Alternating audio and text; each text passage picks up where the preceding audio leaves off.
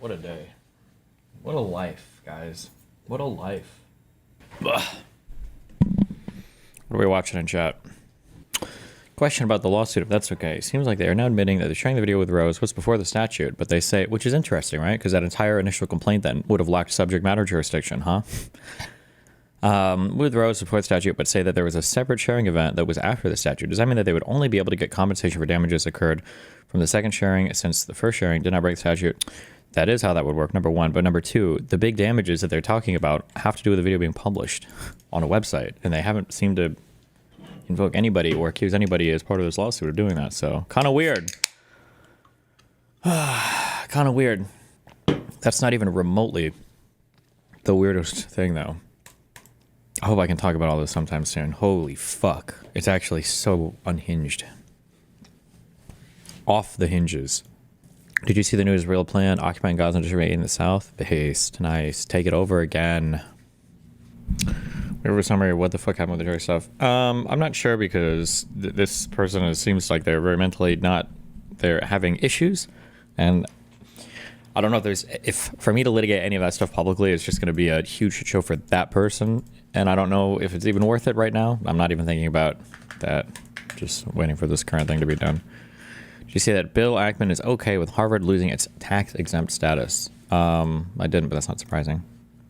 Today's connection is going to piss you off. Is it now? I mean, Count Dracula is creepy. What do you mean? Yeah, also, aren't bats long and cylindrical?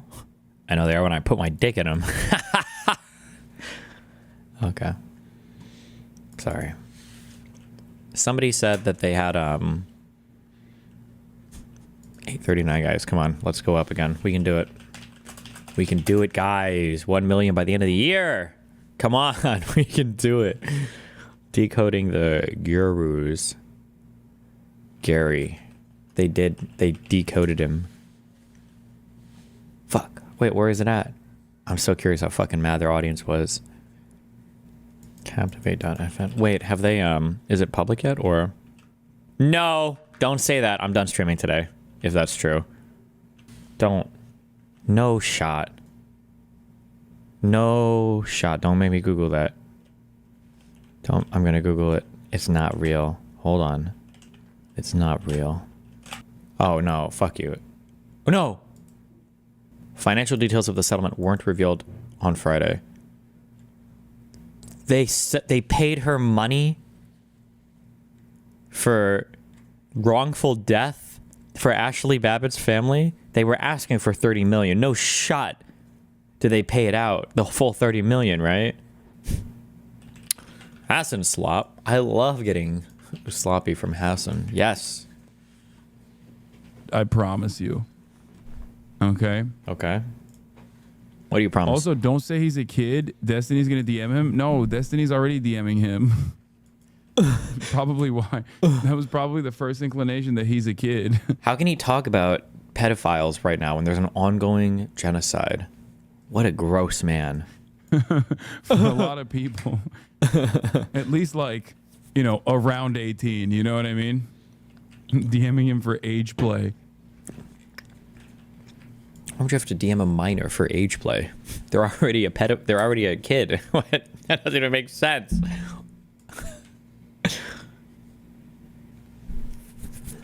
Eat actually showed Lolly on his stream too. Where are you guys finding this shit? Where are you finding this shit? How are you finding this shit? I like how Hasan pretends he doesn't read all the same shit. Okay, I don't care. Oh man, was your audience mad about this? Holy fuck.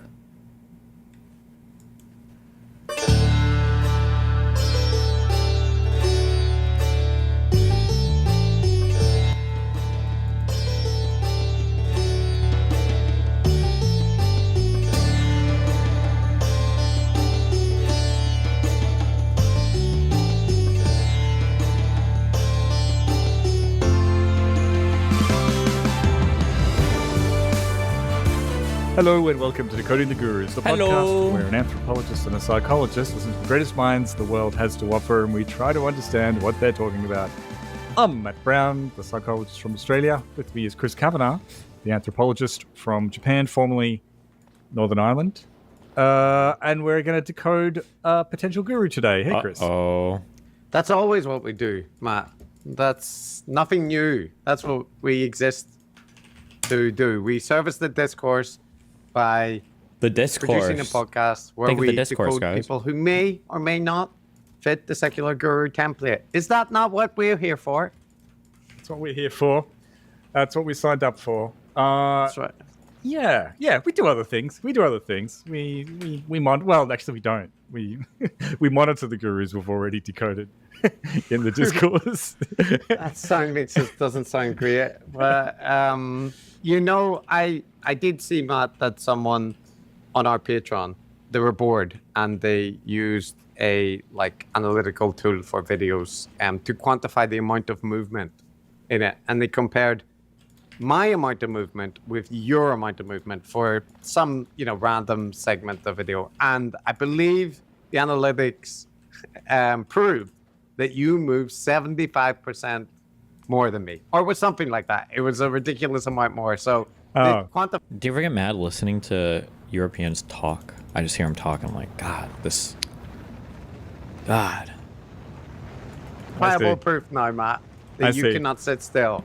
I see. Okay, so it's been quantified. Yeah, that's it. You can't beat numbers. Well, I'm sorry, Chris. To this people who are making these metrics. I plead guilty. I'm sorry. I move sometimes. That's the crime I'm guilty of. I just want to apologize to you, the listeners, everyone, for being human. Matt is Australian? Yeah. European. What do you want to call him? Asian? Dipshit? No other. Well, while we're on the subject, Matt, now, you remember there was a saga? Here I squeak, Chris. I could do no other. Yeah. Well, on that subject, Matt, yes, that's what I was going to raise. So, the listeners had an intervention. Old Squeaky was put out to pasture, taken to the back woodshed and put down. But increasingly, I've noticed, Matt, that old Squeaky has been making his way back in. And your lovely new chair, the fantastic chair that you bought to stop things from squeaking, it's completely gone. The chair you're sitting in now is not old Squeaky, nor is it the new chair. It's a third unknown chair. Yeah. Look, you will not silence Squeaky. You cannot do it. You cannot. He's too comfortable. He moves in exactly the same. He's got one crime. He's not perfect. He does squeak. But yes, I shuffle chairs. I change chairs. I don't know what happened to the chair that I bought. The extremely expensive chair that doesn't squeak but has no other things to commend it. So I think one of the children have taken it, which is probably for the best. Okay, all right. Well, that just speaks to their high level of taste. But as long as you have this kind of third variable chair, that's all right. It seems to be doing the job. Now, Matt, this week, we are not in right-wing topia guru space. We have been there recently, right, with Michael Schellenberger, Chris Langan, people like that. But this week, we're venturing into lefty waters. In particular, waters that will inevitably lead to very passionate feedback, I predict, amongst Reddit and on Patreon and whatnot. It already has when we announced we're doing it. Because we're covering Gary's economics, Gary Stevenson. Uh-oh. Yeah. So, well, people don't like it when we do left-wing gurus. But some people don't like it. Some people do like it. So that's it. I think the general criteria is: are you a leftist? Then you might not enjoy it when we cover left-wing people. That seems to be the determining factor. Because if you look at the people that we cover, right, whenever we cover Yuval Noah Harari or someone like that, we don't really get very strong feedback. Or people say, "Don't be so mean to Yuval," right? Nobody cares. Nobody really cares. But Noam Chomsky, Naomi Klein, Zizek, right? There's a connecting tissue to the people that often generate the most passionate response. Who was the first person, the anti-racist lady? What was her name again? Robert D'Angelo. Robert D'Angelo. I think she was the first. Oh, she's the really crazy one that we covered. Well, she didn't generate that much feedback though, because at that time, wasn't Robert D'Angelo? Wasn't she the lady who was like, she was the one who was like, you can murder white people and it's okay or something, or black people. He was a crazy. I think we read a speech she gave. It was an insane speech. It was an insane speech at some college university. She was like a professor, kind of beat up by everyone. Well, that's what I was going to say. We expected some blowback, but I think she'd already jumped the shark in terms of going a little bit too far and getting up even progressive people's noses. So by the time we covered her, it was okay. You were allowed to criticize her. As for Gary, well, and for some of the others, we're ahead of the curve, Chris. Can be a little bit ahead of the curve. Sometimes people come around later on. We'll see. Well, let's see, Matt. Don't you jump the shark or jump the horse? I don't know. Who says that we will have anything critical to say about Gary? Maybe we'll agree with everything that he's saying. But yes, in any case, it is fair to say that he's rather popular at the minute. I've seen him crop up on various shows. He's He's hot right now. That's what the kids would say, right? And what he is, for those people who aren't familiar, is that he has a YouTube channel called Gary's Economics. He also has a popular trade book, which came out last year called The Trading Game with Penguin Books, okay? And that book documents his time as a FX trader or some variety of foreign exchange trader in the city, in London, right? He was, in the beating heart of the financial district. And he had a career, he made a whole bunch of money, and then he left it.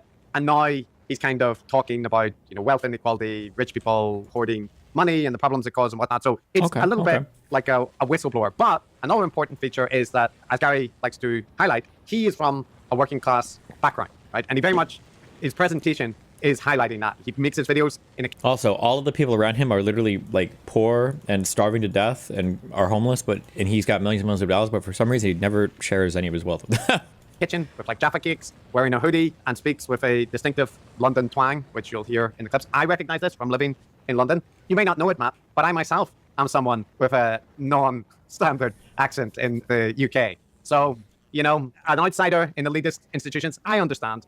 Maybe I understand better than most, Matt, this presentation, okay? Well, I've been listening to Gary's Economics for a while now. I listened to a few episodes long before we even had any thought of covering him in Decoding the Gurus. It was recommended to me by a colleague who likes the cut of his jib, or did.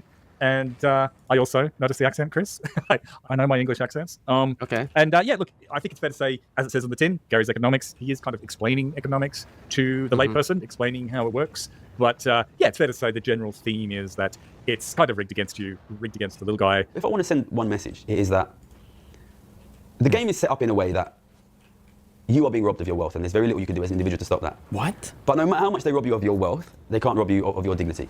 Oh. And it's not your fault that you live increasingly in poverty. The game is being set up such that the majority of this country increasingly will live in poverty. Okay. But you can realise that that's not fair on you as an individual. That is the result of a rotten system. It is the result of a rotten system. And okay. I think people can deal with poverty. I know poverty is not easy, but I grew up in poverty and it was hard. But what affected me in many ways more than the poverty was the judgment. So don't judge yourself harshly and don't judge other people harshly, because it's a system that's broken. I already judged him. You should be proud of the work that you do, and you should be proud of what you do to support yourself and to support your family and support the people around you. Because I think once we manage to shake off this judgment and this idea that it's our fault, then we can start being proud of ourselves and each other and seeing the game for what it really is, which is a broken game that we have to fix together. Damn. And that's the theme crazy. is that the inexorable trends of the system will lead to the rich getting richer and the rest of us struggling. Yes, that's right. And the kind of aesthetic of it, if you look at his little profile picture on YouTube, he's got like a beanie on with like fingerless gloves. He looks like a kind of modern day vegan, right? Like, kind of man of the street, telling you like it is. And these elite fat cats, he went into the Dragon's Den and he played the game better than the ones that were born with a silver spoon in their mouth. And he's going to tell you the things that they don't want you to know. That's a little bit the kind of framing of things, right? So the titles of popular videos that I see: what does Elon Musk want? How to get rich? The week Trump nearly crashed the world economy. Why aren't we all getting rich from compound interest? Why Labour and Trump will both feel the future of house prices? This kind of thing. So it's like a political and cultural commentary, but with an economic spin to it. Now, what we looked at were a couple of sources. One was, why is inequality ignored? This is part of a Understand the Economy series, part 3, and this is a theme that he touches on quite a lot. So this seemed worth covering as illustrative of the kind of output. I also clipped from an interview he did with Novara Media. Everything they tell you about the economy is wrong. Aaron Bastani meets Gary's Economics, right? And lastly, his last video, signing off how close are we to winning higher taxes on the rich, right? So he's taking a bit of a hiatus, so he made a little video to say, where are we with the channel? What's going on? So that's the sources I've mainly clipped from, and a couple of other things, right? I don't think we're going to have much of a problem with the idea that the content... Wait. Quick main break. Rate streamer less than 3.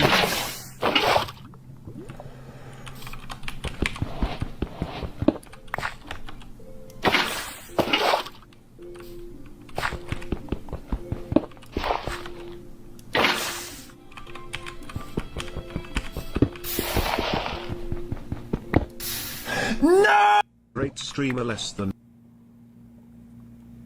we're covering isn't representative, because I've listened to a bunch of episodes, and I think it's fair to say the same messages, the same points tend to come up repeatedly. Indeed, the same references to his own abilities and background, they tend to get repeated as well. So I think we've got no trouble with the representation of the content. Okay, that's right. And just to note, Matt, since you mentioned that, I think it's worth probably telling people I didn't have to do this. This is not something I've got to do all the time. All right.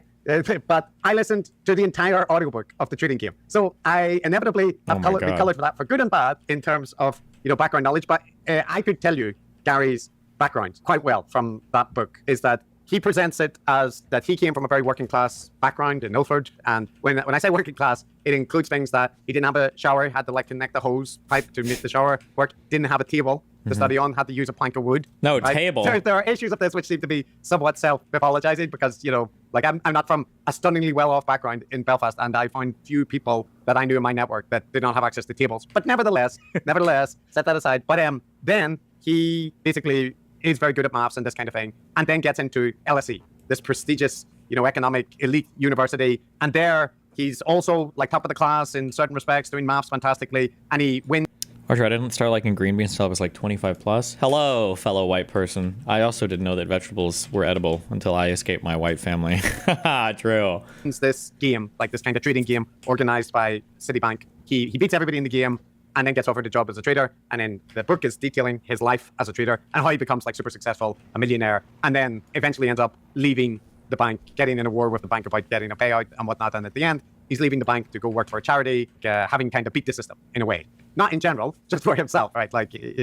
So that's the kind of tale that it weaves. Yeah, and in his podcast material.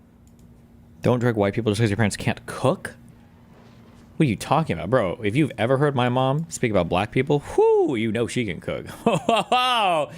Just kidding. He makes a bunch of points, but there are two ones that are recurrent that at least came up an awful lot in all of the ones that I listened to. One of them is advocating for wealth tax on the rich, so an annual 1% wealth tax on people that have, and the threshold varies, but he's mentioned £10 million and £20 million, I think, as the wealth threshold to trigger that wealth tax. So that's one thing he advocates for. The second thing he tends to focus on is house prices and housing affordability. And he's pretty consistent in blaming housing affordability on the very rich. Good. Buying up all the assets. Fucking and driving up rich. the cost of assets. So there might be other ones that you've noticed, Chris, but those are the two big ones that I recall. Yeah. I just remembered as well, Matt, that there was one thing I wanted to say before we started, because I think this is important to flash up at the beginning, right? So if you take Gary's overall message to be wealth inequality is bad, we should try to make the ultra-rich pay more taxes, right? Give them less ways to avoid ferreting their tax off the tax havens or putting it into properties or whatever the case might be. Closing loopholes. I think there are very few people, especially of the left-wing persuasion, who will have any issue with that general premise. Right? I certainly don't.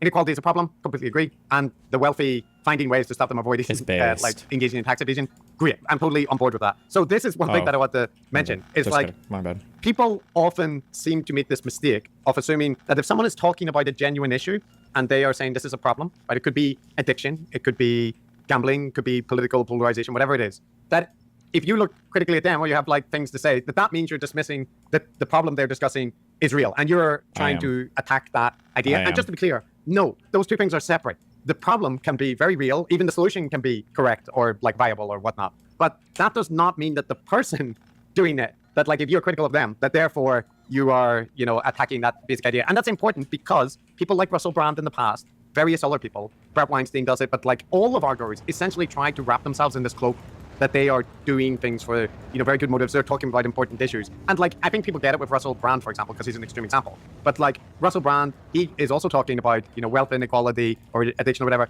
But if you're critical of Russell Brand, it doesn't mean that you are dismissing that there's anything to be talked about with corruption or wealth inequality or so on. Okay, I just want to flag that up.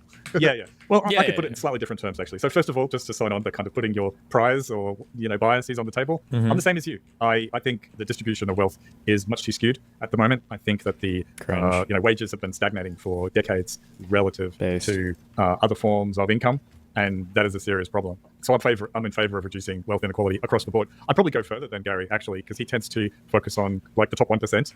And I think actually you can look at the distribution and the curves and you'll see that there's an awful lot of untaxed people. Where the meaty part of it is actually in the top 10 or 15%. Yeah, so it's hell easy to yeah, pick get those middle classers. And nobody A likes plus. billionaires. Come on, at least of all us, right? But actually, it's a bit more uncomfortable when you start talking about more the upper middle class or the... Yeah. Now, the other thing, too, is housing affordability, I also think, is a major problem. Again, almost everyone agrees with this, right? These are normal things. But that is not to say that the arguments for the diagnosis of the problem, as in what's causing it, or the arguments in favor of certain Rashid actions Khalidi to worth remedy reading? the problem are I don't necessarily have a strong good. opinion. I don't think I've read much or anything by him, so democracy is good. but I don't think I've heard They could anything still write a unhinged very, about very him, bad so- essay, putting a bunch of bad arguments to support that thesis. So yeah, it's just an important distinction for people to wrap their heads around. Yeah, two separate things, but often not. It appears, and in general, the last thing I'll say is that I'm not an economist, Matt. I don't play one on TV. I don't claim to have much knowledge of economics. I do, however, know stuff about like guru rhetoric and academia and discrimination towards people with non-standard accents and this kind of thing, elitism in academia. So that stuff I can speak to, but the specific economic stuff I'll leave more to you or other people, because you're someone with an interest in those topics, right? Yeah, I have an amateur's interest in economics, just like I have an amateur's interest in history. And we're not talking extremely technical arguments here, as we'll see. Let's see. We'll see. Let's see. Let's go. Okay. Well, all right. So first clip. This is a refrain that you hear a lot in Gary's content, and it's about economists and what they don't talk about. Okay, Uh-oh. what they're missing. What do they miss? Okay, so the first reason economists don't talk about inequality is because of the way economics is taught at universities. So for those who don't know, I studied maths and economics at the London School of Economics for 3 years for my undergrad, and then I did a 2-year master's in economics at Oxford. So I've spent Damn. 5 years at elite economics departments learning economics. And I think it's important to understand the way that economics is taught at universities nowadays. So the first thing to say is, and I think this will surprise a lot of people, in economics departments, we don't talk about the housing crisis. We don't talk about why housing is unaffordable. We don't talk about falling living standards. We don't talk about why wages are falling, why it's hard to get a good job. You just don't why talk about businesses are anything in expensive, economics, I guess. Why Okay. energy and food are increasingly expensive. These kind of big economic problems of our time are basically not discussed at university. So he's been to the elite school. of the LSE and Oxford. Yep. And he's gotten very good grades there, as he's mentioned many times. And, Very good grades. They never ever talk about inequality, housing affordability, that kind of thing.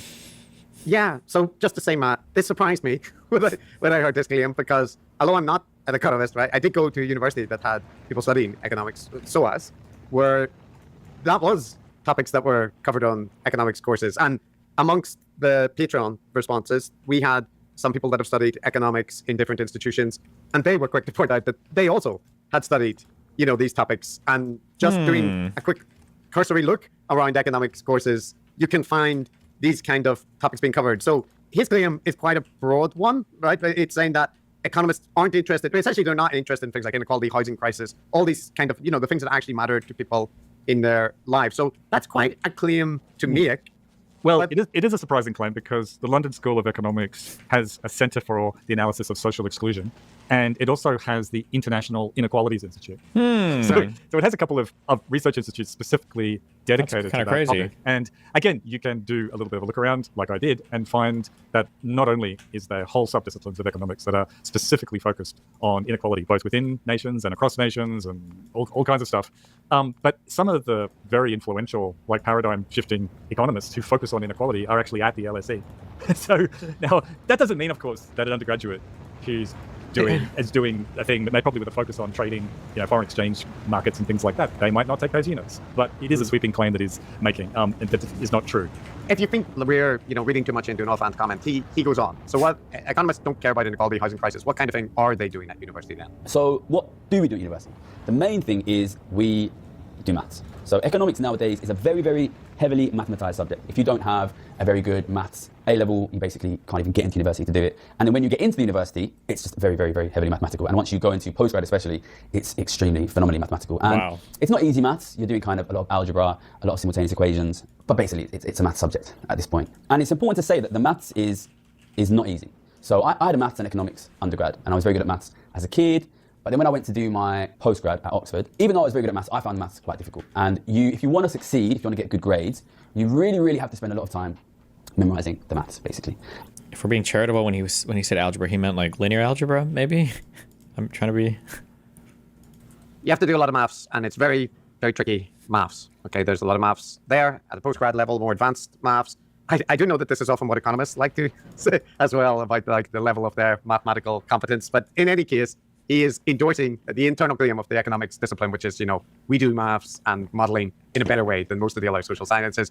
Not in a better way, in like a more advanced way. But obviously there's a critique in it, which is that he's pointing out that, they might be getting a bit caught up in their models, right? And he'll spell this out in more detail in the next clip. And the context for this maths is they basically build a model, like a model economy. and everything affects everything else. So if we cut the interest rate a bit, what does that do to GDP, for example? Or if people suddenly start spending less money, trying to save more, what does that do to inflation? This kind of thing. If the government suddenly raises taxes, how does that affect the economy? And you build this kind of mathematical model. It's like a toy model, like a kind of game in a way. We raise this a little bit, that falls, this thing rises. And that's the kind of model that is basically used in modern economics. But of course, when you build a model, you can't include absolutely everything that exists in the economy. You have to make some simplifications. Some things will be included, some things will not be included. And the models which we study at universities nowadays, one of the big simplifications is that there is no inequality in the model. In fact, it's more than just that there is no inequality in the model. There is only one person in the model. So these models are what they call representative agent models. So rather than looking at 6 or 7 billion people in the world, or like 66 million people in the UK, or 300 million people in the US, they say, to make the model simpler, we are just going to look at one representative person, so the average person in the whole economy. So all you care about is averages, right? You're just looking at one average person. And of course, if we change the distribution, if I take some wealth from you and give it to Bill Gates, or if I take some wealth from Rishi Sunak and give it to you, that changes the distribution, but it doesn't change the average. So basically, once you build this model, which only looks at the representative agent, which is the average, which is the aggregate, it's not only that there is no inequality in the model, there is not even any possibility for inequality in the model. These are models of averages, these are models of aggregates. Well, once again, Chris, it's very easy to... Did your TikTok get hacked? Yeah, I don't know how. Somebody did a password reset request like 50 times, and I kept getting the code, and then eventually it was like, oh, you've logged in from your account. Like, okay. So I don't know if there's some weird Russian zero day to get into TikTok accounts, but I never use it anyway, so I don't care. Fact check this. But whatever Arabic dude has it, good luck. Look, of course, there's a huge variety of models that get used in economics, just like in any discipline. You might have... No. There's only one type, Matt. For judging from this sounds very bad. This sounds like a big problem. If economists are only... How is it that nobody has figured this problem out yet? That Gary's economics is so astutely divined about the entire world of economics. It's very disappointing. Only using a model that can only have a single agent in it, and they only care about averages, so they can't even look at interactions, right? This is what the hell are you talking about? This is a huge problem for the discipline. Now, like, I know that there are models that don't involve agents at all, right? That just are about interest rates and, macroeconomic things, right? So that could be true. There might be some simplified ones that involve homogeneity, and I think he's referring to representative agent models. This is based on this is my Googling and stuff. So this can be useful for certain kinds of things, but he's ignoring the fact that there are heterogeneous agent models, there are microeconomic models, and there are, all kinds of complex models that are... Well, what? This is shocking. Are you telling me there's overlapping generations models that can study intergenerational transfers and wealth accumulation, or that there's human capital and skill-based models that look at skill-based technological change? And you said you weren't confident with the economics, Chris. Look at you. You sound like you know so much. Post-Keynesian and Calakian models, Goodwin cycles back, the people concerned about this. The ones that I knew about before I went down this rabbit hole of looking at all these different models was behavioral economics, right? That whole field, to my understanding, was challenging what economists often said was like beating up a straw man that nobody agrees with, the like Homo economicus rational agent model, right? Where people are just profit maximizing machines, because what behavioral economics tends to show is like people are irrational. They do things like they engage in costly punishment, giving themselves like a economic disadvantage to punish people that aren't behaving well and whatnot. And but the thing is, when I looked at this, it wasn't hard to find like tons of information about models which are very different than what he talks about, and which explicitly do model inequality and are like responses to the limitations. And they're not like super advanced models that nobody talks about. No, they're really common. Well, even without Googling it, I straight away smelt a rat, because I knew that they do modeling on the effects of particular kinds of tax adjustments, right? Because all tax is stratified, right? There's incremental tax brackets and things like that. There are things like consumption taxes, which apply to everyone equally, but actually turn out to be regressive taxes because poorer people spend more of their income on consumption, right? So the very basic stuff, like which comes up every election cycle in Australia, where they're always fiddling with the various taxes. Both parties are proposing different options. They absolutely do income-based heterogeneous modeling to take into account the differential patterns of saving and spending and all kinds of stuff across the spectrum of income and wealth. So it is just obviously the case that they do. And there's an entire, there's also a set of economists that are collected. I mean, there's Marxist economists and so on as well, right? But there are also a group of economists who tend to be very critical of the kind of neoliberal, market economic perspective. And they go by the title heterodox, right? It's kind of funny because, heterodox podcasters, but the heterodox economists, there's a lot of them. And it also includes figures that I'd come across a long time ago, right? Joseph Stiglitz, the guy that used to be World Bank man, right? He is in that category. So is Thomas Piketty, right? There's a huge amount of them that are critical of models that don't include various things, or critical of various interventions that are favored in certain economic schools. So it's just that presentation that there aren't there isn't debate and division in the field when like economics to me is just a field like anyone. There's tons of debates. Well, one of the things that makes our ears prick up as decoders is when a figure is making a sweeping claim about academic or institutional orthodoxy, that they're all basically the same, and they don't care at all about X, right? And they're all fixated on Y. It's something we hear a lot. And I think that is what Gary is doing there. And one of my particular interests is actually modern monetary theory, which is one of those sort of heterodox, not quite mainstream alternative views about things. And it absolutely does focus on the effects of macroeconomic policy on heterogeneous groups, particularly labor. And like these people exist. Like it is a diverse field with a lot of different perspectives. Yeah, so there's a different version of this critique, which says there's a mainstream academic orthodoxy in economics which relies too much on representative agent modeling, and this is drummed into undergraduates like more strongly than alternative models. Like that's a different critique, right? And that's one that you could say, all right, that's a reason, but that is not what this level of rhetoric sounds like. What this sounds like is they are brainwashing you into this model, and they don't even want to address those issues, right? And again, I've got another clip that will highlight the degree to which this is being presented as the kind of complicity of the economics field in this endeavor. Which is why when modern economists who've been to these elite universities think about the economy, they tend to think about them in terms of averages or aggregates, so that they're obsessed with the big aggregate measurements of the economy. For example, GDP is of course the classic one, unemployment, inflation, central bank interest rates, level of government spending, level of government taxation. These are things which you can measure on an aggregate economy. Yeah. But they're nothing to do with how is one person effective versus another person. Yeah. As soon as you take a model and you make it representative agent, a model of the average person, this model can't say anything about distribution, it can't say anything about this group of people is winning, this group of people is losing.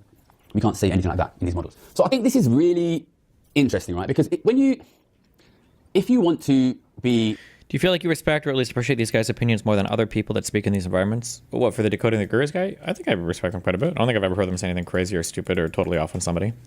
Like an influential economist in the world of policy or academia, you are going to have a PhD, right? So you're going to have 3 years undergrad, 1 year, I did 2 years master.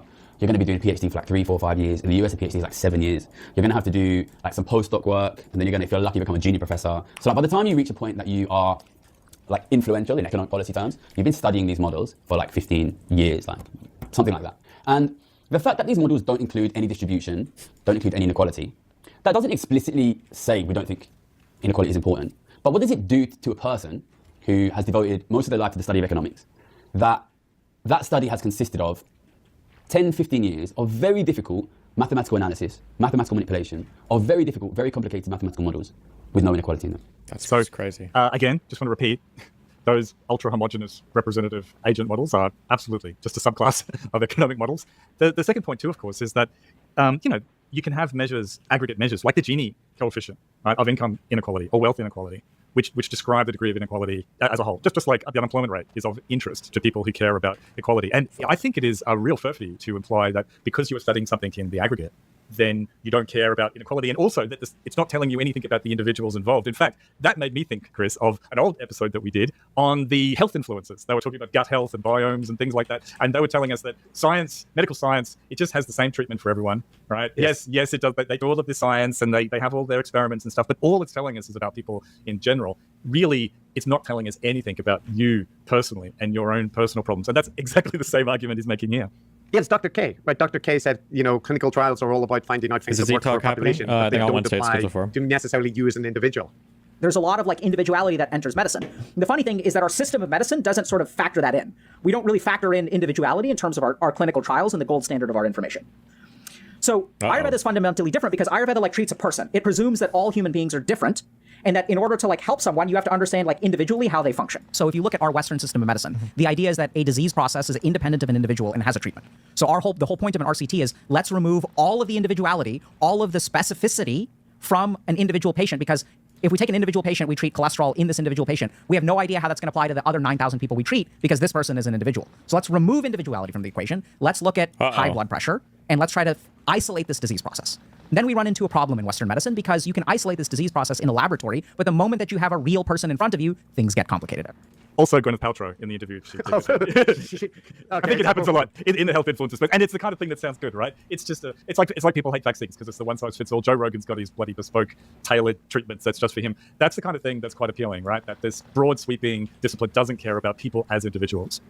Yeah, but again, we're gonna, and this is the contradiction that comes up because there are people, for example, Matt, like criticize the Gini coefficient as like, not capturing all elements of inequality, which is true, right? But there is also the case that when we get into it a bit later, Gary's going to be suggesting like a wealth tax, right? Targeted at a specific band. But that's a general aggregate thing, right? It's not like each individual person is treated as like you would be setting up a tax that applies to people that fit into this category. So like, it's like kind of having your cake and eating it. And all of this rests on the Did you listen to the 4-hour debate over the distinction of venue and territorial jurisdiction between Rob and Pisco? Absolutely not. We listened to a decent chunk of it, but it was way too autistic. like we've highlighted, that if you do a PhD in economics, you're not allowed to focus on inequality. You're not allowed to do modeling that has anything to say about distribution of wealth and inequality. And it's just so wrong. Like, you can very easily find a whole bunch of seminars, a whole bunch of like workshops, conferences, publications, articles, specifically talking about this, including from elite institutions and whatnot. And you can argue about, well, are they achieving what they set out? They talk about this a lot and this kind of thing. But he's saying here they don't even talk about it. Like they're not able to cover it because it's not in their models. Well, there is a Journal of Public Economics published by Elsevier, the Journal of Economic. I'm going to say it my way, as always. The Journal, non-standard dialects. The Journal of Economic Inequality, published by Springer. Did I pronounce Springer right? Is that right? Springer. Yes, good job. Springer. Mm-hmm. Journal of Development Economics, Journal of Labor Economics. Now, if it was true that economists don't study, you're not allowed to study it, I've been brainwashed from the beginning, never to even think of inequality. I presume these journals are struggling to find papers to publish. Well, also, what about all the economics professors at SOAS? Because they seem to spend quite a lot of time SOAS is a very lefty university, right? So they are generally the dominant economics perspective there is more towards the heterodox side. So once again, it's about differentiating claims. The way he frames it is extremely sweeping. It does apply to all economists everywhere. Maybe his claim is about the LSE specifically. Maybe our friend Liam Bright, he's in the philosophy department, admittedly. He's clearly a communist and he said LSE. By putting him aside, maybe it's true that the LSE does have this kind of hyper-liberal, money-making attitude, because people like Gary, who were very keen to become traders, would tend to study there. Absolutely. So I went to university in London. I'll mention this. So the reputation of LSE, in particular, you can study lots of things at LSE. You don't have to study economics. You can go to study philosophy with Liam, and he's probably not going to make you do agent-based representational models or whatever, right? But the economics department there is broadly seen as like being associated with the city and with, a kind of more like conventional mainstream economics thing. Now, as you pointed out, Matt, there's plenty of people in the economics department that won't fit that stereotype, right? But I knew, as somebody in University of London, that the LSE economics students were known that they would, sometimes wear suits to lectures or whatever. So yes, the LSE has a particular reputation for people that are very fixated on money. So it wouldn't surprise me if that was more common in LSE and there was more of an emphasis on that. But that's a very different claim than all of economics across the UK or all of economics across the world, the entire discipline of economics, right? The LSE undergraduate syllabus is not the economics field, full stop. And we will see maybe in further clips, but certainly in the material that I heard, that this framing that economists don't understand how the economy really works because they're actually not as good at predicting the future and trading as real practitioners like Gary was, that they've got a blind spot when it comes to inequality and through their privilege, basically, don't care about poor people. It is a framing which is designed to aggrandize Gary himself as being the one understander you can trust. Well, that's going to be a recurring theme. But let me play another clip, which is like building on the kind of themes that we've been talking about.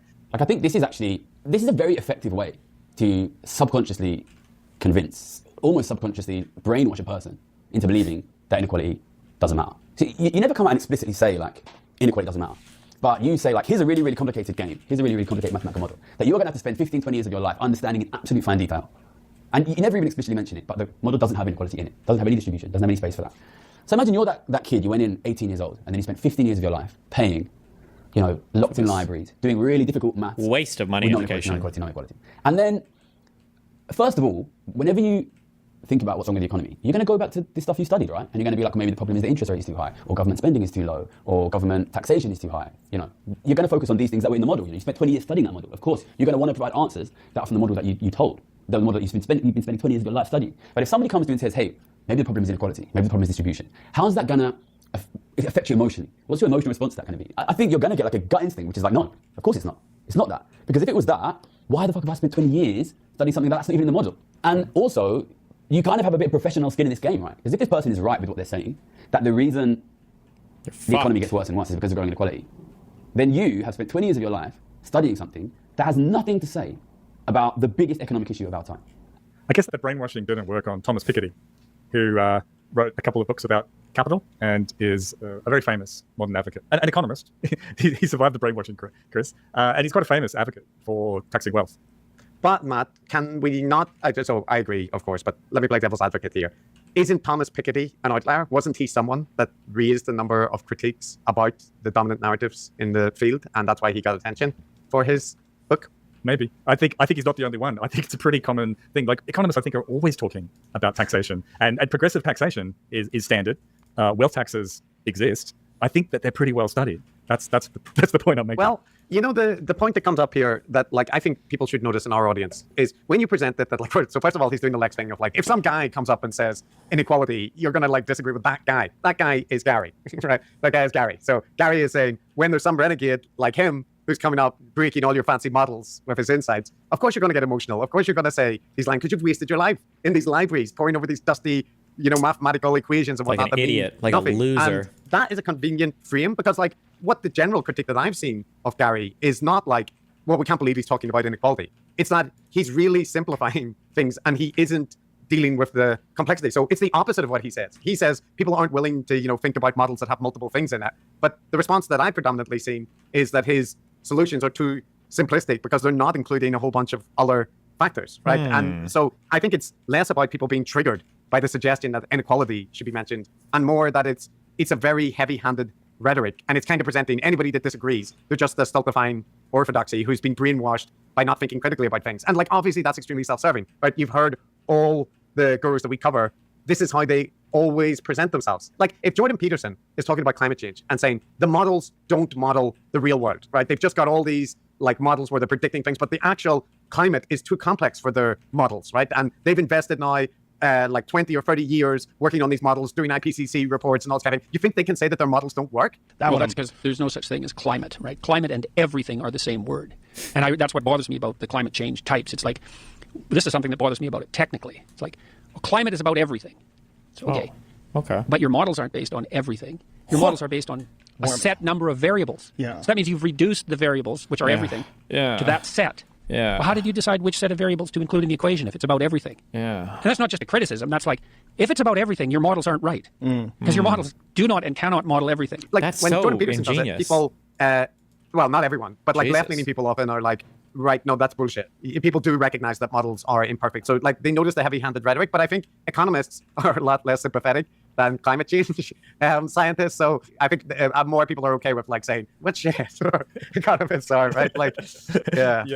Yeah. Less popular than climate scientists, I suppose. But yeah, look, the fundamental point is that this is not a brand new idea that does not exist before. In fact, it's an idea that is written about a lot, advocated for a lot, and analyzed a lot by professionals with a great deal of nuance and complexity. And there are scientists say this one simple involved. trick For that instance, exposes their one of the problems, entire- of course, with wealthy people is that they have very good accountants and they can have very complicated tax arrangements Yes. and they can change their domicile of registered residence in order to avoid tax. And taxation avoidance is always an issue when you are thinking about any kind of tax. So I think to be contributing something useful, you have to do a little more than just say inequality is bad, tax the rich. Okay, if you're just going to be an activist and paint a slogan on a board, then that's fine, right? But if you're actually offering some kind of intellectual contribution, given the pretty complex and nuanced nature of the subject, you need to be offering a little more. I haven't heard Gary ever address issues like that. Maybe he has somewhere, but I think the implementation issues are complex. Well, Matt, I do have a response. So maybe this is a good time to play that. So here's a response I think he might offer to this. And I think when you see how, like, these attacks are constantly attacks on things that I've never said, I think it kind of makes it clear what's really happening here, which is you basically have a lot of rich people who are just trying to find any way to argue against the idea that they should pay more tax. It's a lot of rich people who control a lot of media, fund a lot of media, they don't want to pay tax. The last thing was this constant attack that I get, which is, well, taxing the rich is hard, and if you want to tax the rich so much, can you please show me your, like, completely designed tax plan? I think it should be clear at this point that I am by far the biggest and most recognised public campaigner for the need to stop growing inequality, and that there's quite a lot of pressure and work on just me to push this campaign. I think we've had massive amount of success, but even just driving the sort of public education campaign is really knackering for me, and it's been a ton of work. It should be obvious that I am not going to be able to do that and simultaneously by myself design a complete tax plan for the country. And this is what I mean when I say what else we is need he more doing people. with his we time? need more people. You know, I'm going to call out, like, the think tanks, the left-wing think tanks. Like, where are you? We need you. We need you guys to make these tax plans. I can't be the guy that wins the public support for this and gets attacked by the Daily Mail every day and writes the whole plan by myself. Like, not the Daily we need Mail. to have Not the more people Daily behind this, Mail. More people behind this. So if there's any economists watching this, people in government, people in civil service, people in the think tanks, help us draw up these detailed tax proposals because I'm knackered and I can't do it by myself. We need help. We need help. Yes, well, there you go. He's too knackered from doing the podcast. You know, he can't be expected to fill in the details. But I think the issue is that people are like dealing with the details. Like, I think the issue is in Gary frames himself as the understander of economics far better than anyone in academia. All of these eggheads and stuff who say they understand it. None of them are focusing on inequality, and none of them understand it as well as he does. This is the current theme. But then when it comes to any kind of details, apart from tax the extremely rich more, this is the response. And hold on, I don't know why somebody could just fucking make shit up in my chat. I've worked in climate research at the highest levels, and the first thing I was told was all models are wrong, some are useful. No, that's what we finally discovered on Joe Rogan. In school, you guys have no idea that your models don't accurately map the entirety of all of human existence. You guys actually think that like y equals mx plus b can explain the entire encompassing all of human experience. Like, it's actually so cringe. Like, finally we can hold you guys accountable with real public intellectuals like Gad Saad and Jordan Peterson. So don't lie ever and try to pass off wisdom from Joe Rogan as something coming from some worthless university program. Jeez. There are people who have written books, like Tony Atkinson has written a book called Inequality, What Can Be Done? A very detailed treatment considering things like wealth taxes. So, you know, Gary doesn't necessarily have to figure it out himself. He could maybe read those books and maybe have to talk to those people and maybe get them to tell him, and then he could do his activism with their help. Yeah, the claim that he is the most recognized public campaigner on inequality as well. He is.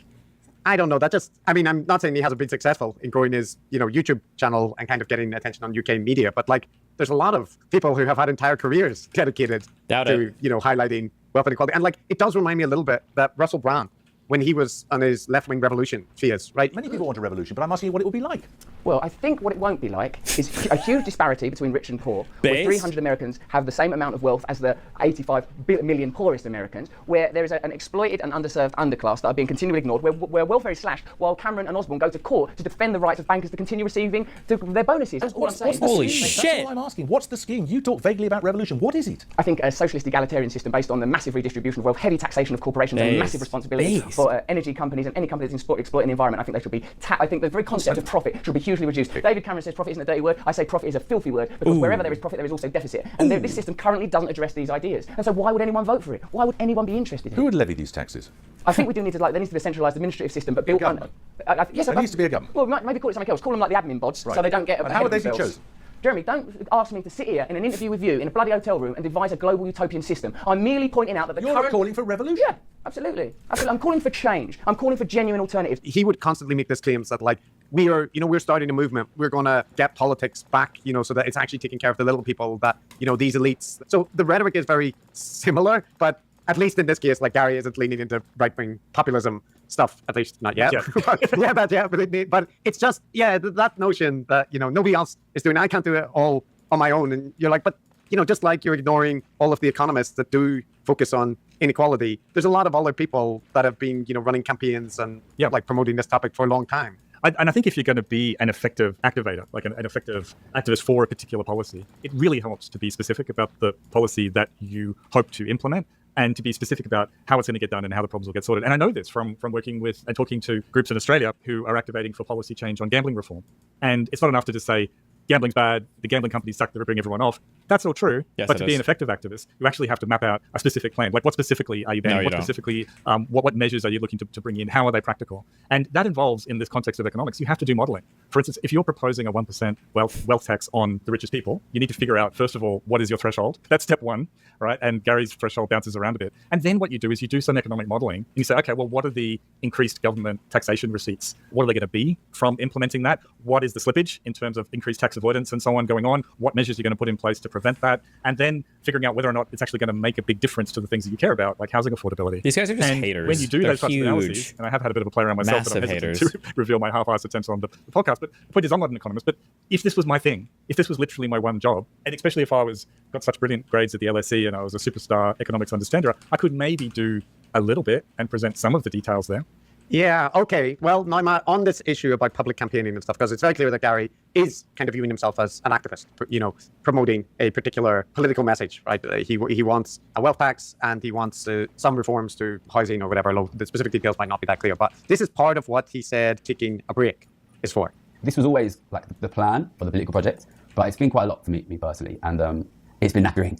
And yeah, I worry a little bit about how this channel is going to work for me like long term from a mental health perspective, especially if it keeps growing. And I think politically, if we want to win, I need to make the channel keep growing. But I need to find ways to make sure we find that balance where the channel is growing, but I'm not going insane, basically. That brings me on to my next point, which I've got written down here, which is how can we win? So obviously I'm going away for a couple of months, and I want to talk a little bit about when I go away. It's always, I've taken breaks the last 2 years. This one will be a little bit shorter. There's always two reasons I go away, which is one, to stop me from going insane, and two, because the channel has been growing really quickly for about 2 years now. And every time the channel grows, I need to kind of take a step back, reassess the situation politically, and be like, okay, well, what are we going to need to be effective politically in the next couple of years? The channel is much bigger now than it was even 3 or 4 months ago. So what are we going to need now in order to win? The point that I note there, Matt, right, apart from the thing about the mental health issue, which fair enough, if you're somebody that's prone to getting anxiety from overworking or whatever, right, comes up, perfectly legitimate to take breaks. No shade thrown for that reason. But there is this conflation of the growth of the channel with the success of the movement, of the politics. And I know that people will argue, well, look, if you have a huge audience, you're able to, better influence things. But again, there's plenty of YouTube channels with, multiple millions of subscribers. He's the that only have particular one political talking about point of view or economic whatever. inequality, and they're though. not dominating policy discussions. So Gary's YouTube channel is now over 1 million subscribers. But if he gets to 3 million, is that really going to supercharge the policy agenda? I think there's a potential issue there. And it also means that the audience is being asked to invest in the channel as a sign of political engagement. Which, Yeah, and look, as someone who produces podcast episodes with you, Chris, we do a fair bit of research per episode, but not an extraordinary amount compared to some.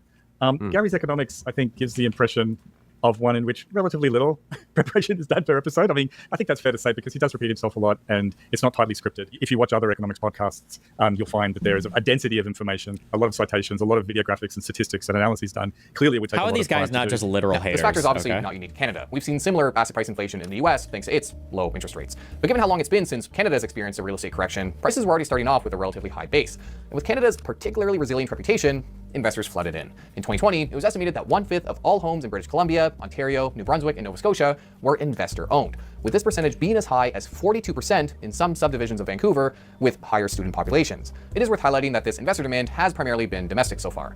While non-resident ownership is as high as 14.9% in the student-centric subdivisions of Vancouver, across the province of British Columbia, the rate is much lower at 7% of condominium apartments and 2.5% of houses. And while units notice how this guy doesn't even bring up income inequality a single time.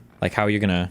not occupied by their usual residents, it's at roughly 7% for both Toronto and Vancouver, some of which may be vacant. This figure can also include certain types of student housing, or other forms of housing which, by definition, are not occupied by usual residents, with there being mixed figures and debate on how many properties in Canada are truly left vacant by investors and the like. So while foreign investors have had an influence on pocket regions of Canada, instead it's truly the combination of all these variables, the policies encouraging high demand and speculation without a subsequent follow-up in supply. And as Canadians have tried to keep pace, something else has crept up to pretty concerning levels. As prices have outpaced savings, buyers have borrowed the difference, contributing to record levels of debt in the country. Gary is more sitting at his kitchen, sort of talking off the top of his head and kind of reiterating some of the same points again and again. As well as that, his YouTube channel is monetized, I believe. And Yes. with 2.2 million views per episode, that represents quite a significant amount of income. Yes, it does. And also having, a best-selling #1 paper trade book, I think, books in general, not that profitable. But if you are a super popular book, you can get... And to forestall the little guy from jumping out of the well, let me reiterate. Get back in there. Let us reiterate, there's nothing wrong with a content creator making money. But There when is. you combine that with a self-aggrandizing narrative Yes. that centers the figure themselves 100%, completely ignores and disparages any other sources of information, and also points to that kind of like wounded bird grievance thing about people attacking him, and he's just so tired from the arduous efforts to create these episodes, it does smell a little bit off. Yes, so the point that I would make there is basically every channel that I know of in the heterodox world makes the same appeal. Like Russell Brand has 6.8 million subscribers on YouTube. He's constantly telling his audience, you're helping to get the message out, take part in this, we can push back against it. Trigonometry are saying, if you subscribe and support us, you're contributing to free speech. So all these different YouTube channels are saying, make our channel bigger and we'll be able to influence the direction of the country. And will they? Now, in Gary's defense, Matt, I do have a clip that speaks to this. So you mentioned about it's all around his persona and brand. Now, he does make a point to say he doesn't want that to be the case. The obvious, the really, really obvious weakness at the moment is that at the moment, this idea and these slogans is just way too tied to my personal brand, if you want to call it that, my media identity. And you can see that in the way that the right-wing press has, especially in the last month or so, just really aggressively tried to attack me as a person. They're not really engaging with the ideas. It's just can we somehow attack Gary Stevenson? Can we take him out? And that is because they can see that at the moment, the economic ideas are really solid, but they are so attached to me as a person that if you can take me out, you can kind of kill the movement. So I think what that shows us is that we absolutely need, in the long run, more people doing it. We need more diversity of voice. I think in particular, we need what I'm thinking of as academic cover, which is economists, people at think tanks, people with these kind of academic credentials. I have got 2 economics degrees from 2 top universities, but because I am a YouTuber now and because I look and sound working class, it's very, very important that we have I look and sound working class. Academic cover. So I think we really, really need more support from these think tanks, especially the left-wing think tanks like the New Economics Foundation, like IPPR, like the Resolution Foundation. They really need to be coming in and doing work on this. I would love to see more economists from academia writing papers on this, speaking publicly on this, looking into things like the squeezing out of wealth of the middle class. Where's the wealth going? What would the dynamics of that be? How does that affect living standards? We need more academic cover, but we don't need just academics. Yes. We need more people involved. Yeah, so it's not about him, Matt. It's about the general thing. So there was the issue there that there's a Lex Friedman, the slings and arrows. They're coming for me, right? They're trying to take me down. And this is in reference to some critical coverage in the Financial Times and the Daily Mail. And they're, just to be clear as well, Matt, he said, they're not really dealing with my core message. But the Financial Times is taking issue with claims that he made about being the most successful trader in City, and that sometimes in other... the best trader in the world. And he does have a tendency towards aggrandizing statements. Even in that one there, you'll notice he slipped in the fact that he's got these degrees from the elite. Elite. I swear to God, I have not listened to a single episode of Gary's Economics without him mentioning... Dropping that in. Dropping 2 or 3 of these in. Either he went to elite universities, he got the best grades, he was the best trader in the world. He works it into pretty much every bit of content he creates. Yeah, it does come up. But the Financial Times, they actually did a fairly in-depth critical evaluation of the claims, right? And it's the Financial Times, so in part they have a focus where they're interested in the claims made around trading and whatnot, right? So they point out, they interviewed 8 of his colleagues, including other people that like him, people that, didn't like him so much or whatever, but the consistent thing from all of them was that his claims were hyperbolic and exaggerated. No, they weren't saying he didn't earn money, and he didn't earn money that compared to ordinary people would be considered extremely high, but just that he was not the best trader. He wouldn't have the means to know that. So they were just saying that's inaccurate. And Gary responded to that by kind of saying, yeah, all those guys, they're just interested in money and whatnot. But actually, the article is talking about this penchant he has for hyperbolic claims. And it isn't just the hippies, because there's this story in the book, which comes up often in his content as well, where the way that he got his internship initially was he won this card game organized by Citi to identify promising people that might be good at trading. And he won it because he had some knowledge about the structure of the game in advance. And it turned out, one of the claims was in the last round, they gave him the worst card where he couldn't win to just see how he would do. But the Financial Times said, actually, this story checked out. When we looked into it, other people verified it. But so he presents that as, this is just a hippie trying to tear me down. But it's more saying, actually, this person has a tendency to over-exaggerate certain things, like a self-mythologizing. And also, the Daily Mail piece, which he is also hinting at there, was pointing out that his mum on social media, when his book came out, in the book, he talks about, not having a table, but washing himself with a hose connected for a shower head and all this kind of thing. And his mum says, actually we had, our jobs were fine. Gary was very well loved. I paid for his university. In the book, he didn't mention that I, she paid for his tuition at the LSE, but wouldn't buy him a table. What a terrible woman. Well, she was saving up. Who knows, right? Who knows? So the Daily Mail are focusing on this because they see it as, this guy is, a lefty inequality guy, but look at him being hoisted by his own petard. But again, the criticism in there is self-mythologizing and exaggerating things. And there's nothing that would be lost by saying, I was a successful trader, I made millions, and I come from a working class background. We weren't super poor, but I wasn't super wealthy. My parents helped pay for my university or this. Because it's not like working class parents don't ever try to contribute to their children's education. That's a very normal thing to do, right? So it's just that there's a kind of Dickensian presentation in a way, he has to be mathematically the best person at LSE. He has to be the greatest trader. Yes, it goes down to 1 year at Citi, but it's never just a middle of the road person who did quite well. It's always that Gary is kind of the main character in a way, and that the other people are NPCs, kind of. Yeah, so we have to take that main character thing into account when he before is talking about the need for it not to be all about him and his brand, and we need to bring more diverse voices into it. I mean, I'm a little bit suspicious, and it just cannot be emphasized enough if you listen to economics podcasts like I have, that Gary's economics is different.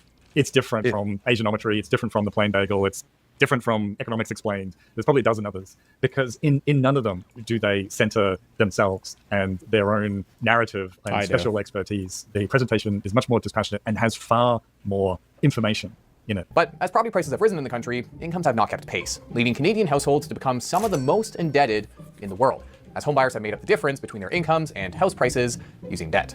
Now, interest rates are on the rise, home prices are down 12% from their peak, and people are starting to wonder if Canada's housing market is in a soon-to-pop bubble. So, as your resident Canadian finance YouTuber, I wanted to make this video to help answer the question, how bad is it really? And to be clear, it's impossible to predict where things will go from here and to try and time a crash. And I'll try to explain the important variables that will influence the outcome one way or another without making a grand statement about how now is the time to short Canadian housing. But many Canadian households are currently experiencing significant financial strain. And while there are some unique advantages Canada has when compared to the US in the real estate space, there are also some pretty depressing, unique features to Canadian real estate. To be clear, DGG isn't perfect, but Israel's doing really bad stuff, and people are noticing that. Noticing what? Wait, what? Can you explain why the streamer is weirdly quiet about it? Because there's just not much to talk about for Israel right now. Israel will have no leash on them for basically anything. What do you want me to say? Well, it's bad. I've said this a million times. That makes the area harder to manage than an asbestos-laden popcorn ceiling. So let's talk about real estate in Canada. Buckle up. It's going to be a ride. On today's Buckle Plain up. Bagel. That's not to say that Gary never includes any good information or that all his analyses are wrong. I've seen a bunch of his videos, and some of his analyses I think are fine. And I think he makes valid points about the compounding nature of wealth, wage stagnation. All those points have been made by other people many times, but he's not wrong to point them out. Well, a bit more about the type of political campaigning that he's envisioning. Because, he was talking there about academics need to step up. Presumably this is academics that have broken out of their model obsession or whatever. But so I guess they do exist. But it's not just academics, right? We need something else. So what other things do we need? We just need way more diversity of voice in general. So one thing that I've seen, which I've really liked, it's been very meaningful to me personally, is when like different kinds of communicators and artists come in. So there was a clip of me on the Rizzle Kicks album, John Stevens, who I know a little bit. They put me on their album. Somebody sent us a cartoon they've been making based on the educational series, Learning the Economy, which is on this channel. Jesus. That stuff is really powerful as well. I think I would love to see more communicators. Put me in their stuff. When we get loads and loads of messages, like tons of messages of people like, we love what you're doing, how can we help? Can I come and work for you? How can we help? And it's impossible really for me to even read all these messages, never even reply to these messages. So what I want to do is tell you, don't come to me, just do it. Just do it. Just understand the messages and just do it. Just go make the thing. This guy's making the cartoon, making the music, whatever you want to do. You want to print stickers, you want to make merch. I'm not going to sue anybody for making any merch using our name or making any art using our ideas or make any music, like taking clips. Just go make it, do the thing. I want to see more influencers coming through talking about these ideas. I want to see economists talking about these ideas. I want to see artists making art. I want to see musicians making music. Yeah. Stickering campaigns. I would never ever encourage anyone to do a graffiti campaign or a stickering campaign or a postering campaign. Just do the thing. Do the thing that you want to do. Do the thing. Use your skill. And if that means just like make a little community group talking to your community, and this is the thing which I always encourage. Just go and do it. Share the message. To me, Matt, there's the charitable way to read that, which is like, so he's saying, you don't need him. You go out, just like if you agree with the messages, find your thing and channel it into whatever kind of activism that, suits you. Mm-hmm. Fine. Right? I think that's a good message. But there's also the side of it, which is like, people are taking me, they're putting me in the rap song, they're making cartoons out of my content. If you want to make stickers of like, and use the channel, that's fine. That's all good. This guy's a hater. I'm kind of like, okay, so that sounds a bit more like, homegrown fan content, right? Like, organic stuff that kind of promotes the channel and the brand. Those were the examples he provided. But like you said, maybe those were just examples that sprung to mind. Maybe he was thinking of other stuff too that doesn't involve him. Yeah. And, there was one thing I wanted to mention, not related to this, but it's that, we've covered a lot of rather nefarious you've got your Scott Adams. You recently had Michael Schellenberger, Jordan Peterson, Chris Langan, the Red Scargos, whatever. Like people that I think are doing serious harm to the world through serving as propagandists or just promoting rather hateful ideologies, right? Like there's a lot of people that we've covered that fall into that. And I would say probably the majority of it are in the kind of right-wing reactionary space within it, right? Like racist stuff and all that kind of thing. And so Gary, just to be clear here, we are going to look critically at his content and whatnot, but it should be borne in mind that for all our critiques, his primary focus is wealth inequality and perhaps a wealth tax, right? So even if we are highlighting things that he's, doing that we consider like guru-ish, that does make a difference. That like his agenda, such as it's presented as content, isn't really the kind of thing where you're going to have people dragged off the immigration internment camps and whatnot. So yeah, I just wanted to make that clear to people that like we're analyzing the rhetoric and we put different people into the barometer and whatnot, but it doesn't mean that we're saying their overall effect is the same, right? Like even if they do display guru-ish tendencies. Indeed, yeah. Don't think I can add to that really. That sounds right to me. That's anyway, back to what we were talking about. Well, this is a very minor point, but the Democrats and all that kind of thing, they got criticized, right, for their campaign focused on cozying up to celebrities or whatever, getting Oprah to endorse. But is that not what that sounds a little bit like as well? Wait, what is this? I know you told me you voted. What? I know you told me you voted for President Trump. What were you hoping that he would do? I was hoping he would did something that made sense regarding the economy, made some kind of progress in bettering, the benefits of being a veteran. But I mean, it just seemed like he actually cared about doing what was best for the country, but now it just feels like all about me, Donald Trump, not, the guy out there working in the trenches trying to make ends meet, trying to pay a mortgage, trying to pay the bills. It goes against everything I expected when, I voted for him.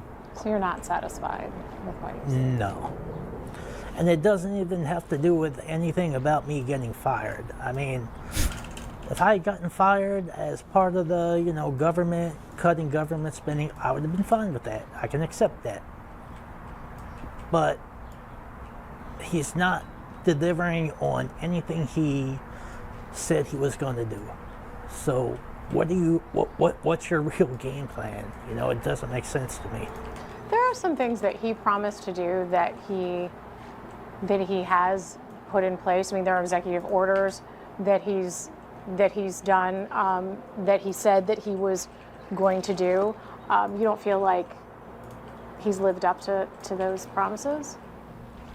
I mean, where are the results? Ooh. I mean, seriously, prices are still going up. Ooh. We're now in the middle of a tariff war with a bunch of countries that used to be our steadfast allies. I mean, how do you make an enemy of Canada? They're right next to us, and they've been one of our premier allies and commerce partners for, I mean, seriously, like what, centuries now? And he did say that he was going to put tariffs in place. Did you just not think that they would be implemented in this particular way? I didn't think they were going to be put in play in a juvenile way. I mean, this guy's a plan. I'm not buying this. To actually talk to the heads of these other countries, like, hey, I feel you have unfair tariffs against our products. I'd like to talk about it first, and if we can work out some kind of resolution, then I feel to protect our people, we need to implement this kind of tariff. There was no attempt at even talking to the other countries. I'm not buying this for one microsecond.